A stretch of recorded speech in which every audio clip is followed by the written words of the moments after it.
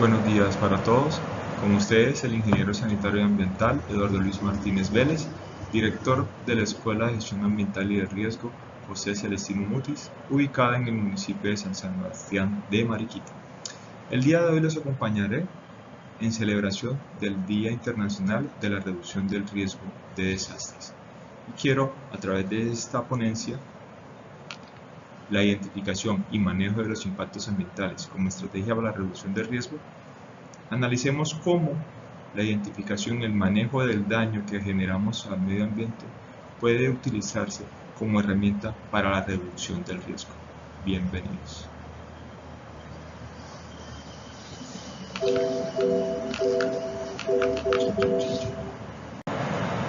Pues bien, para poder identificar si el manejo de los impactos ambientales puede ser una herramienta para la reducción del riesgo, es importante primero conocer qué es un impacto ambiental. Tal vez muchos lo conozcamos, pero refresquemos nuestros conocimientos. Impacto ambiental, según el decreto 1220 de 2005 del Ministerio de Ambiente y Desarrollo Territorial, es cualquier alteración en el sistema ambiental abiótico, biótico y socioeconómico que sea adverso o beneficioso, total o parcial, puede ser atribuido al desarrollo del proyecto, obra o actividad que desarrolla el ser humano. En palabras claras, el impacto ambiental es todo aquel cambio, modificación que la actividad generada por el hombre puede desarrollar sobre el medio ambiente, sobre el recurso natural, donde deteriora sus condiciones físicas, sus condiciones químicas y genera una alteración en el mismo. Alteración que puede ser reversible, como también puede ser irreversible. Por lo cual, tenemos unas imágenes donde podemos empezar a dilucidar cómo, por acción del hombre, con o sin intención, para su desarrollo, para su bienestar, se empieza a ver una afectación en el aire, una afectación en el suelo, una afectación en el recurso flora o en el recurso fauna. Dependiendo de la magnitud de la actividad, esta afectación así proporcionalmente también puede ser de mayor índole. Por consiguiente, esta afectación no permite que la naturaleza siga desarrollándose de manera natural y en tal magnitud esta alteración puede que se repercuta en la condición del hombre y representar a sí mismo un riesgo. Veamos entonces cómo al afectar el recurso natural esto puede derivar en una amenaza o un riesgo para la sociedad. Teniendo en cuenta la definición de impactos ambientales antes trabajada, ahora veamos unos ejemplos y veamos el listado o algunos de los impactos ambientales contemplados en el listado publicado por el Ministerio de Ambiente y Desarrollo Territorial como impactos ambientales específicos. Dentro de estos tenemos la alteración a la calidad del aire, la alteración en los niveles de presión sonora, la alteración a la calidad del recurso hídrico subterráneo, la alteración a la calidad del suelo, todos estos, como les mencioné, publicados por el Ministerio de Ambiente y Desarrollo Territorial para el año 2021. Cuando hablamos de alteración podemos hablar también de cambios, de contaminación, de afectación. Quiere decir la palabra alteración que se presenta un cambio en la composición, bien sea física o bien sea química o incluso paisajística, estética del componente, a raíz de una actividad del hombre, de un contaminante, de un agente generado por el hombre o una condición generada por el hombre que afectó, alteró o cambió la composición de ese recurso. A manera de ejemplo, tenemos las emisiones generadas por los vehículos, donde todos conocemos que hay emisiones, liberación de gases contaminantes como el monóxido de carbono, algunos azufres, que generan una variación en la composición del aire. Por consiguiente, esta variación se llama alteración o contaminación.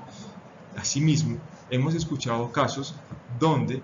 los ríos toman ciertos colores o aspectos no naturales o no normales, fuera de los parámetros con que la gente los aprecia cotidianamente, y por ende pues se han escuchado denuncias en la televisión, en la radio, donde dicen que el río fue contaminado al ver que se presentó un cambio en el mismo. Esto por vertimiento de ejemplo de sustancias químicas de algunas empresas que estén alrededor de la fuente hídrica. Asimismo hemos escuchado casos como la generación de espumas a causa del vertimiento o de la disposición de tensoactivos en cuerpos de agua que al agitarse generan la producción de espumas que visualmente no es un aspecto agradable, genera un impacto visual al paisaje, un cambio, una alteración al paisaje, para seguir hablando en la terminología que tenemos. Asimismo, estas espumas pues son químicos que al entrar en contacto con la piel, con la mucosa, puede generar ciertas irritaciones y ciertas afectaciones en la piel. Y empezamos a ver cómo al ir contaminando el agua, el aire, el suelo, como lo vemos en los ejemplos anteriores, esta saturación, esta contaminación, siéndose progresiva, puede llegar a afectar y generar un riesgo para el hombre. ¿Por qué? Porque se rompe el equilibrio, la capacidad de autopurificación del recurso natural y por consiguiente esto deriva en una afectación del hombre. Podemos ver también cómo la disposición inadecuada de los residuos ya no es solamente que afecta al animal, que el animal ingiere ese residuo y puede ver obstruidas sus vías respiratorias y verse afectado, morir o incluso ver afectada alguna parte de su cuerpo, sino que empieza a haber una afectación visual para el hombre que si permitimos que estos residuos se empiecen a acumular, este impacto se vuelva acumulativo con otros impactos, esos residuos pueden luego desplazarse a ciertas zonas y afectar al hombre, como en el caso de las playas, donde personas se han visto afectadas por corte de residuos que están dispuestos en el agua, dispuestos en el suelo, o incluso hoy en día estamos hablando de los microplásticos que el hombre está llegando a consumir a manera de cadena que consumieron otros animales y que luego consume el hombre. De igual manera, pues estos residuos dispuestos en las playas generan una obstrucción del flujo presente en las playas, de los canales, y pueden generar un taponamiento en los mismos, favorecer, porque adquiere un mayor peso, la erosión en las playas. Son procesos que están en investigación, pero a lo que vamos es cómo la disposición inadecuada de residuos, por ejemplo en la gráfica del parque, va a generar unos olores, va a generar una afectación visual, va a traer posibles roedores o vectores que van a transmitir enfermedades al hombre y terminan convirtiéndose en un riesgo. De ahí a que si nosotros empezamos a, como lo estamos hablando, identificar el impacto ambiental, darle un manejo, darle un control, una medida de prevención, una capacitación, una mitigación, todas esas estrategias de control que tenemos, vamos a reducir el riesgo. Si manejamos los residuos de manera adecuada, se disminuye el riesgo de los malos olores, se disminuye el riesgo de la presencia de vectores que luego me puedan transmitir una enfermedad, se disminuye la afectación paisajística que evita que le genere un riesgo, por ejemplo, psicosocial a la persona al estresarse por no ver un ambiente limpio, un ambiente organizado, un ambiente que le genere calma. Todo esto es para que empecemos a entender la relación entre el impacto ambiental, la afectación al recurso natural y la afectación al hombre a través de la presentación de un riesgo. Una vez vista la definición de impactos ambientales, conocida la lista de impactos ambientales específica publicada por el Ministerio de Ambiente y Desarrollo Territorial para el año 2021, veamos ahora qué es la gestión del riesgo, con el fin de empezar a articular y conocer la relación entre estas. Según la Ley 1523 de 2012, es un proceso social orientado a la formulación, ejecución, seguimiento, evaluación de políticas, estrategias, planes, programas, regulaciones, instrumentos, medidas y acciones permanentes para el conocimiento y la reducción del riesgo y para el manejo del desastre. Es decir, son todas aquellas acciones donde se busca que aquella amenaza no se convierta en un riesgo para la población, donde se implementan estrategias, donde se evalúa la condición donde vive la población y cómo ese suelo, cómo el agua, como el aire o como incluso componentes construidos por el hombre o manipulados por el hombre, hablando ya de riesgos tecnológicos, pueden derivarse en un riesgo y generar una afectación en la población. De ahí a que se diseñen planes, programas, estrategias, controles para regular que esa amenaza y ese riesgo no lleguen a afectar a la población. Esto es la gestión, todo lo que como institución, como persona, puedo hacer para evitar que la amenaza se convierta y genere una afectación en la población, en mi comunidad. Esa amenaza genera un riesgo y este riesgo afecte mi comunidad. Como por ejemplo, tenemos aquí estas ilustraciones donde podemos ver cómo existe un recurso suelo que es un talud, que tiene una cobertura vegetal. Inicialmente tiene una condición natural, digamos estable, pero al ser afectado por el hombre para una vía, para instalar viviendas, empieza a perder su cobertura vegetal. Ahí aparece lo que llamamos el impacto ambiental, la alteración a la composición del suelo. En este caso, la alteración al recurso vegetal que protegía el suelo. Afectamos el recurso flora, afectamos el suelo, lo dejamos descubierto y por consiguiente factores climáticos como el aire, como la lluvia, empiezan a erosionar. Y esto pasa a ser de un impacto ambiental a generarse un riesgo de deslizamiento de ese suelo, pérdida de la estabilidad de ese suelo, donde ese suelo luego va a moverse, se va a deslizar y va a tapar la vía, puede llegar a afectar una vivienda, puede ese suelo ser parte de la base de una vivienda y al irse, pues desestabiliza esa base y la vivienda puede, por efectos de la gravedad y de su propio peso, generarse una fragmentación en sus paredes, en sus estructuras, unas grietas y colapsar esa vivienda, como aparece en nuestra siguiente gráfica, donde ya evidenciamos viviendas colapsadas por un deslizamiento, por un movimiento del suelo, donde podemos ver en las siguientes gráficas también como al ubicar de manera inadecuada las viviendas, los negocios o las actividades pueden verse afectadas por el recurso del agua. ¿Por qué? Porque el recurso natural siempre va a buscar, siempre se comporta de la misma manera y siempre va a buscar ocupar el espacio que antes ocupaba. Pasa mucho con el agua. El agua en algunos momentos retrocede porque es su ciclo natural y en otros momentos cuando vienen las lluvias también busca recuperar ese espacio. Y es ahí donde el hombre olvida que por ahí pasaba un cuerpo de agua y ve afectada su vivienda. Asimismo, podemos ver cómo llegamos a construir en zonas no adecuadas, zonas de mucha pendiente, zonas que se ven en riesgo por una erupción volcánica que al pasar ese flujo puede afectar la vivienda, puede afectar el terreno donde está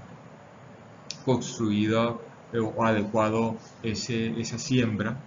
y afectar económicamente al hombre, porque no lo percibimos, no lo identificamos, que eso hace parte de la gestión ambiental. Identificar nuestro territorio, lo que nos rodea, aquello que se nos puede convertir en agentes generadores de riesgo y empezar a trabajar para bajar nuestra vulnerabilidad, para bajar el riesgo al cual estamos expuestos. Normalmente no podemos trabajar sobre la amenaza, tenemos que trabajar sobre nuestra vivienda, sobre nuestro territorio, sobre nosotros mismos para hacernos menos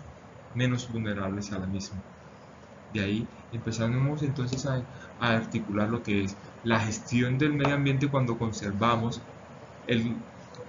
comportamiento normal del río, cuando conservamos un cauce, no lo invadimos, cuando conservamos la cobertura vegetal y esta ayuda a hacer que ese suelo siga siendo firme y se evite que el suelo se deslice, se corra o el río inunde,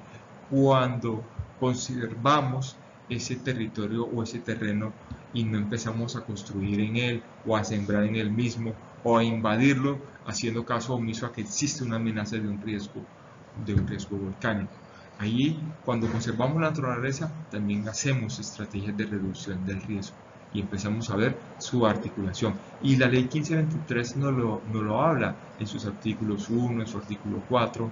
donde empezamos a ver cómo dentro de la gestión de riesgos también se contempla la gestión ambiental, la gestión del riesgo de desastre. Teniendo en cuenta entonces la relación que existe y que es mencionada en la ley 1523 entre la gestión ambiental y la gestión del riesgo de desastres, veamos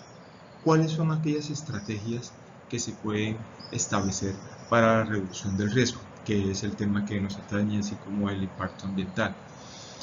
Pero primero recordemos aquellos tres pilares que son definidas por la ley para el manejo del riesgo, donde el primer proceso es el conocimiento del mismo, es el identificar cuáles son aquellas condiciones que me generan riesgo. Luego existe la reducción,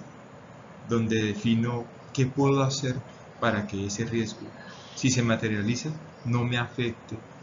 a mi población, a mi comunidad, a mi empresa, a mi territorio. ¿Qué puedo hacer para evitar o disminuir la probabilidad de que el riesgo se materialice?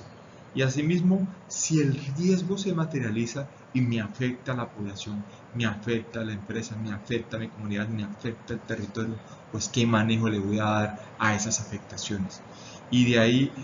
empiezan estrategias como la comunicación del riesgo, el monitoreo, hacer seguimiento, cómo se está comportando esa ladera, cómo se está comportando ese río, cómo se está comportando la temperatura sobre una vegetación y que se puede presentar un incendio forestal, cómo se está comportando el aire, esa tormenta tropical que se me puede volver un huracán. Identificar las características de los escenarios de riesgo, cómo se comportan, cuáles son sus condiciones, la intervención prospectiva del riesgo, qué puedo hacer para evitarlo, qué estrategias puedo definir para darle un manejo, qué preparación debe haber ante la respuesta. Todas estas estrategias hacen parte de estos tres pilares que fundamentan el manejo del riesgo. Y aquí vemos unas imágenes, unas gráficas, donde nosotros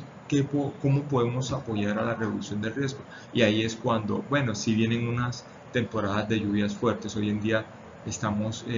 hablando mucho del tema del cambio climático, del tema de la variabilidad climática, donde no cuidamos los recursos, la naturaleza siguió viéndose alterada, afectada desde la época de la revolución industrial con los impactos ambientales, y ahora pues se genera un cambio en el clima con mayores precipitaciones, por consiguiente mayores inundaciones, y asimismo no generamos una disposición adecuada de los residuos, lo cual genera que en el caso de la gráfica sistemas de drenaje, sistemas de conducción del agua no cumplan con su función porque se ven obstruidos por los residuos, por la inadecuada disposición de los mismos a raíz de la persona, de su cultura, de su condición, de no percibir la afectación que está generando, y tenemos que implementar actividades de mantenimiento para reducir que se genere un taponamiento, un colapso, un mal funcionamiento de ese sistema de drenaje y por consiguiente un desbordamiento y una inundación de las vías a causa de su mal funcionamiento. Asimismo, existe una estrategia muy importante que tenemos que, una herramienta, una estrategia muy importante como son los planes de ordenamiento territorial, donde se define dónde están los cuerpos de agua, cuáles son esos espacios que debemos conservar, que no pueden ser intervenidos, que no se puede sembrar, que no se puede construir, cuáles son esos corredores biológicos que me permiten a mí conservar la biodiversidad de mi entorno, me permiten a mí regular el clima, me permiten a mí generar espacios de esparcimiento para las personas y de conservación, me permiten conservar el recurso hídrico. A través de esos planes se les dice a la población dónde pueden asentarse, dónde pueden desarrollar sus actividades con el fin de mantener un equilibrio. Por eso se llama planes de ordenamiento para ordenar el territorio y hacer las actividades que corresponden a ese territorio que no lo lleguen a afectar. Por ejemplo, como pueden ver en la gráfica, en la ilustración, de igual manera, aquí falló algo en el plan de ordenamiento, donde en esa montaña, en esa ladera, no se debió permitir la construcción de, de viviendas, el asentamiento de personas. Se generó un impacto ambiental. Si pueden observar en la parte baja, pues hay una cobertura, hay árboles, hay un forraje que protege el suelo y que no permite que ese suelo se desplace, pues al quitar esa cobertura vegetal, generando un impacto ambiental, generando una fragmentación del ecosistema, generando un desplazamiento de las especies allí presentes, pues se desprotege el suelo, se construye la vivienda, no se hacen actividades de mitigación para evitar que si hay una lluvia el suelo se genere erosión en ese suelo, pues empieza a materializarse el riesgo que es deslizamiento de ese suelo a raíz de ese impacto ambiental que se generó, y empezamos a encontrar la relación entre la gestión ambiental, el impacto ambiental y la gestión del riesgo de desastre. Asimismo, y a muchos nos pasa, tenemos un árbol cercano a nuestra vivienda, algunos se molestan porque el árbol genera muchas hojas, porque el árbol atrae animales y esos animales generan un mal aspecto o me generan un riesgo de que me muerdan o que contaminen mi fachada, como pasa con las palomas. Y las personas dicen, no, la fácil es podemos el árbol, pero lo podan de manera inadecuada o le hacen un maltratamiento, el árbol se muere, se seca y empieza a representar un riesgo porque se puede volcar sobre la vivienda. Ahí es cuando hay una mala gestión ambiental y se materializa un riesgo por acción inadecuada del hombre al no conservar ese recurso vegetal. De igual manera tenemos en la última gráfica el tema del seguimiento, la caracterización, la identificación del riesgo. Tengo un canal de aguas en mi barrio que se encarga de conducir las aguas lluvias, que se encarga de conducir un cuerpo de agua natural que por acción de una mala planificación, porque no había más territorios, había que pues generar asentamientos. Pues aquí hay un cuerpo de agua, hagamos una canalización del mismo para que continúe, no para que se seque, pero no le doy un tratamiento adecuado a ese canal, evitando que se haga una disposición de residuos o que se sedimente. Y eso es lo que pasa en ciudades donde al no hacer un manejo adecuado del canal, una conservación de ese cuerpo que va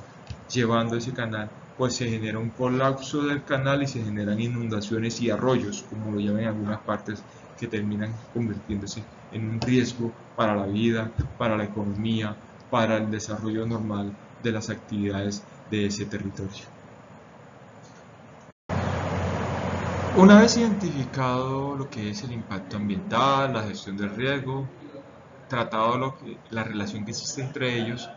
hablemos ahora de aquellas estrategias que ya una vez generado el impacto o en lo posible antes de que se genere, puedo hacer para reducir el riesgo que ese impacto me genera. Por consiguiente, tenemos aquí una definición y unos ejemplos. ¿Qué es entonces la reducción del riesgo? La reducción de riesgo es el proceso que busca modificar o disminuir las condiciones de riesgo existentes y evitar nuevos riesgos en el territorio, a través de medidas de mitigación y prevención que se adoptan con antelación para reducir la amenaza, la exposición y disminuir la vulnerabilidad. Esto según el artículo 4 de la Ley 1523 de 2012. Y aquí tenemos los ejemplos donde si el cuerpo de agua está buscando recuperar su espacio, como lo hablábamos anteriormente, pues construimos unos muros de contención o ataguías para controlar el flujo del agua y que ésta no me pase o no me socave la vía afectándomela. Si tenemos una pendiente, un suelo con una inclinación fuerte,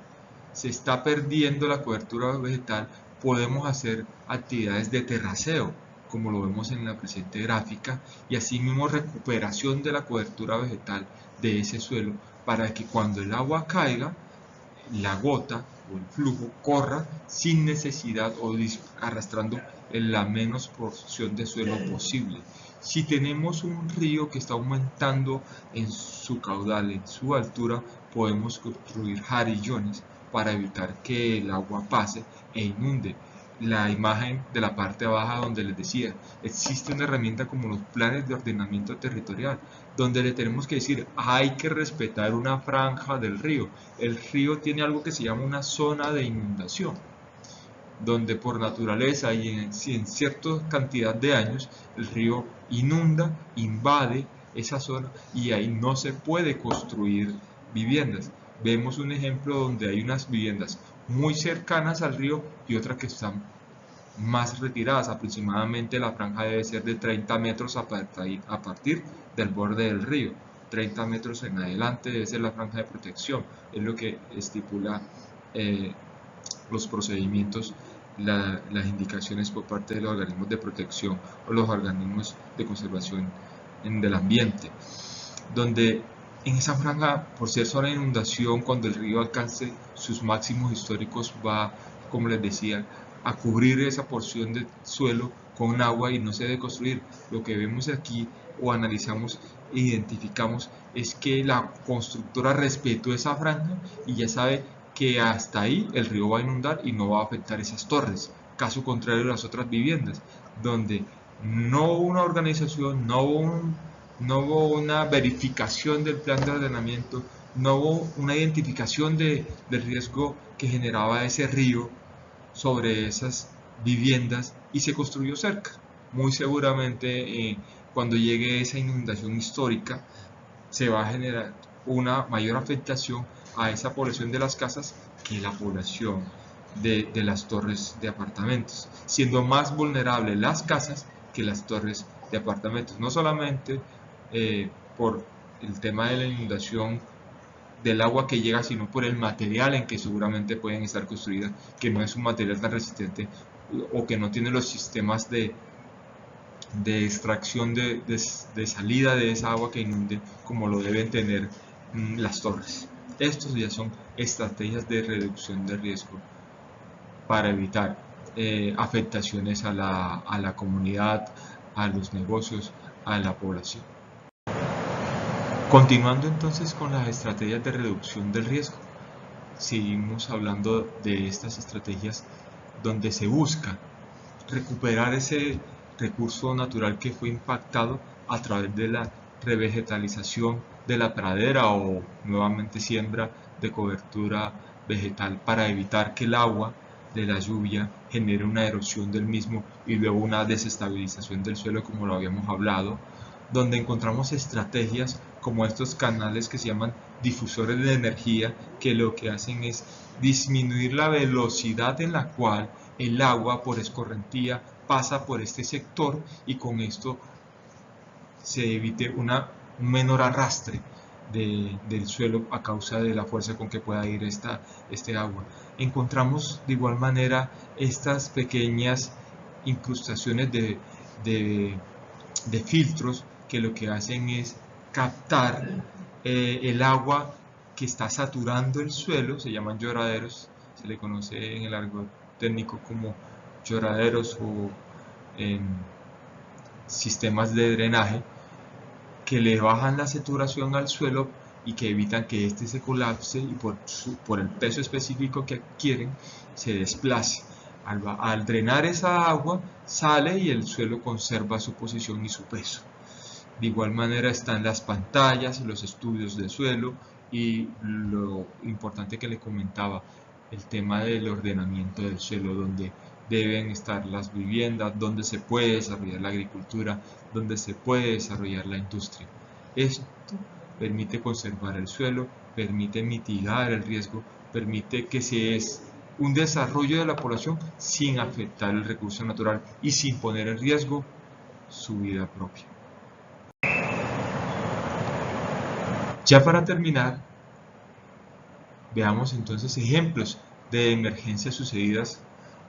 a causa de esa falta de cuidado, de esa falta de gestión ambiental, de esa falta de manejo de los impactos ambientales. donde ratificamos que deslizamientos, movimientos en masa,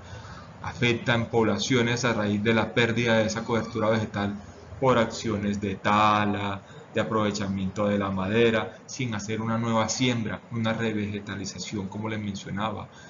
de inundaciones de viviendas por un inadecuado mantenimiento de los sistemas de drenaje, de saturación y contaminación del aire que pone en riesgo la salud humana por acumulación de agentes contaminantes emitidos por los vehículos, emitidos por las industrias, y eso desencadena un riesgo en la salud de las personas. Desestabilización, pérdida de viviendas, erosión de ríos, pérdida de vidas, pérdida de viviendas, pérdida de vidas, quema cuando las personas van a espacios naturales a hacer hogueras, disponen de manera inadecuada los residuos. Eso genera un impacto ambiental y además un factor que puede determinar un riesgo de incendios por la inadecuada disposición de ese residuo y ese incendio que también satura el aire en el ambiente y afecta a la salud de las personas y pone en riesgo la infraestructura, pone en riesgo la vida, pone en riesgo las vías, pone en riesgo a los animales y vemos cómo del impacto ambiental podemos derivar al riesgo y por consiguiente debemos dar un manejo a través del impactos ambientales, un manejo adecuado para reducir estos riesgos. Los invito entonces a ver esta serie de videos donde vamos a conocer un poco más sobre el Plan Nacional de Gestión de Riesgo de Desastres, el compromiso que cada uno tenemos como ciudadano para apoyar a estos organismos de socorro como nosotros, la Defensa Civil, a esos compromisos, a esas obligaciones de gestionar el riesgo, de proteger a nuestra población de aquellos factores que pongan en riesgo su estabilidad económica, social, entre otras. Entonces, observémoslo, tienen el enlace, tienen la presentación, igual estaré atento a sus indicaciones y espero sea de su provecho. Los colombianos en desarrollo de la Política Nacional de Gestión del Riesgo tenemos un plan, el Plan Nacional para la Gestión del Riesgo de Desastres, y por primera vez junto a todas las entidades del Estado estamos trabajando para afrontar el riesgo, gracias a la participación de 320 representantes de entidades públicas del orden nacional, departamental y municipal, junto al compromiso del sector privado y comunitario. Con este plan promovemos la gestión del riesgo y el desarrollo territorial hasta el 2025. Nuestro objetivo es construir una Colombia menos vulnerable y comunidades más resilientes. Es imposible asegurar dónde o cuándo puede ocurrir una emergencia, pero con este plan nos preparamos para conocer nuestro territorio, adaptarnos al cambio climático, reducir las condiciones de riesgo, dar respuesta a las emergencias y ser capaces de recuperarnos ante cualquier eventualidad. Para seguir creciendo como país, reducir el riesgo es nuestra mejor opción. Unidad Nacional para la Gestión del Riesgo de Desastres.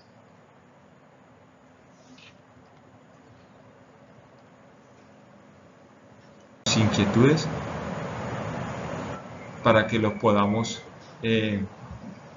así mismo responderlo. Entonces vamos a ver este video. El ordenamiento de nuestro territorio se encuentra regulado por la Ley 388 de 1997. Esta ley define el proceso que guía el desarrollo del territorio y regula la utilización, transformación y ocupación de cualquier espacio. Con el fin de lograr este objetivo, se crearon los planes de ordenamiento territorial que orientan y administran el desarrollo de los espacios y la utilización del suelo.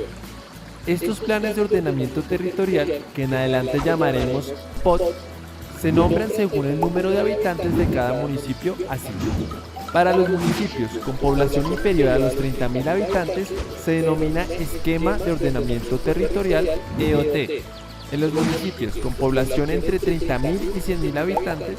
se denomina Plan Básico de Ordenamiento Territorial o PBOT. Y en los municipios con más de 100.000 habitantes se denomina Plan de Ordenamiento Territorial POT. Para la realización del POT, la Ley 388 de 1997 define 4 tipos de determinantes: Primera,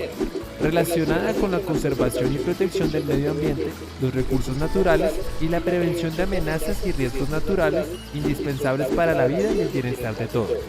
Segunda, relacionada con las áreas inmuebles consideradas como patrimonio cultural, incluyendo el histórico, artístico y arquitectónico, es decir, lo que construye nuestra cultura e historia. Tercera, todo lo que tiene que ver con las infraestructuras nacionales y regionales como puertos, aeropuertos, sistemas de abastecimiento de agua, saneamiento y suministro de energía, lo que nos permite vivir con mayores comodidades. Cuarta, la última, pero no menos importante, está relacionada con las áreas metropolitanas y las normas creadas para el logro de sus objetivos en el desarrollo. Dentro de las principales problemáticas que se encuentran en el territorio están las asociadas a la débil inclusión del componente ambiental en el proceso de planeación, un error que claramente afecta a la vida de todos. Es así como encontramos áreas protegidas muy dañadas por actividades como la industria y demás desarrollos urbanísticos propios del crecimiento de la ciudad. También es evidente la contaminación de ríos, tala de bosques y ocupación de reservas forestales, sin dejar atrás los problemas para los habitantes de un territorio por causa de dolores en viviendas que quedan cerca de zonas de actividades industriales, pecuaria, de tratamiento de aguas residuales y demás, impidiendo gozar de un ambiente sano. Otros motivos que generan este tipo de conflictos son los referentes al riesgo por fenómenos naturales como avalanchas, inundaciones y derrumbes que se generan como consecuencia de una mala planificación del territorio y terminan poniendo en riesgo la vida de los habitantes. También vemos problemáticas con la pérdida de las condiciones rurales de algunos territorios como consecuencia de la apresurada construcción de viviendas campestres en el suelo, generando una pérdida de la vegetación nativa de los municipios. Con el objetivo de tener una adecuada planificación del territorio, el Ministerio de Ambiente y Desarrollo Sostenible orienta a las autoridades ambientales para la definición y actualización de determinantes ambientales que protegen territorios, estableciendo 4 ejes temáticos que son lo relacionado con el medio ambiente natural, todo sobre el medio transformado y la gestión ambiental, actividades relacionadas con la gestión del riesgo y el cambio climático, cualquier temática relacionada con las densidades de ocupación en suelo rural. Con todo esto, se pretende lograr que los municipios en el ordenamiento de sus territorios lleguen a una adecuada planificación, evitando conflictos en el uso del suelo, impactos negativos por olores y demás aspectos derivados del medio transformado y el riesgo de desastres naturales, adaptándose y previniendo el cambio climático y conservando la vegetación nativa.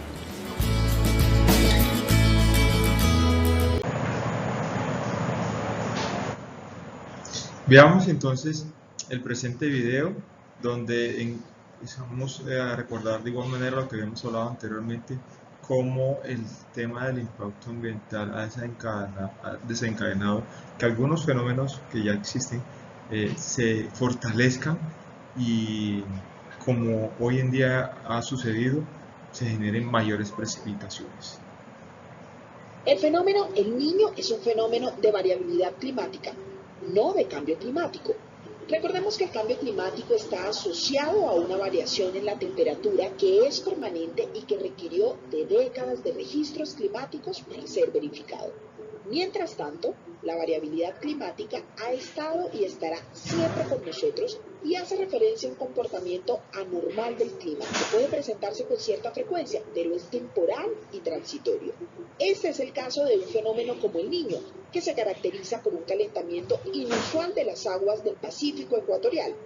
o La Niña, que se manifiesta de forma opuesta, con un enfriamiento irregular de las mismas aguas. En circunstancias normales, los vientos alisios circulan de oriente a occidente, manteniendo las aguas cálidas en el Pacífico occidental y las aguas frescas en el Pacífico oriental.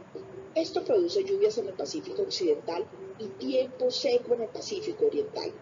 Pero durante El Niño, los vientos alisios pierden su fuerza y las aguas cálidas se estancan en las costas del oriente, disparando una serie de efectos en la atmósfera y en el océano. El principal indicador para determinar El Niño es que la temperatura de las aguas en el Océano Pacífico tropical se mantenga al menos 0.5 grados Celsius por encima de los promedios normales. Por esta razón, y gracias a los estudios e información emitidos por agencias gubernamentales a nivel internacional, el IDEAM declara que un fenómeno El Niño se ha consolidado cuando las condiciones de aumento de la temperatura superficial del mar y la disminución de los vientos alisios se mantiene durante 5 meses continuos.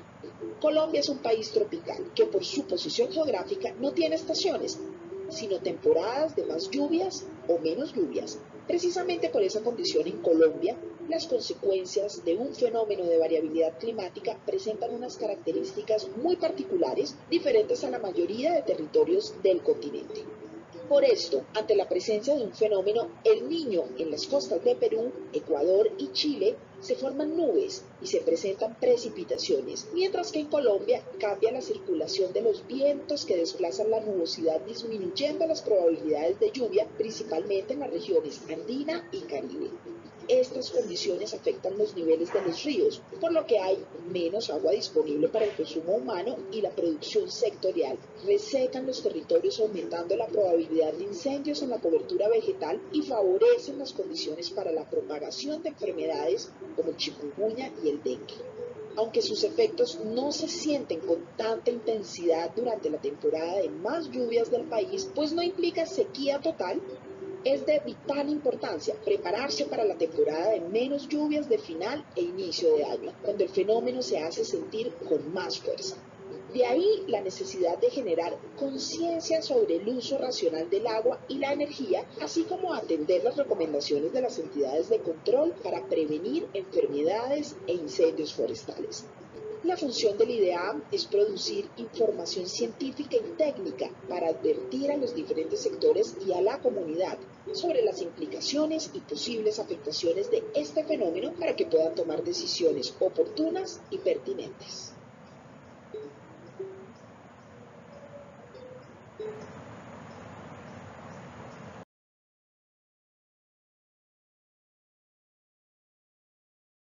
Bueno, con esto damos por terminada la presentación del día de hoy. Espero haya sido de su provecho. A todos mil gracias. Gracias a la Dirección de Capacitación, al área de comunicación de la Dirección General, a la Dirección General y bueno, acá las puertas de la escuela siempre abiertas para que nos visiten, para que se capaciten.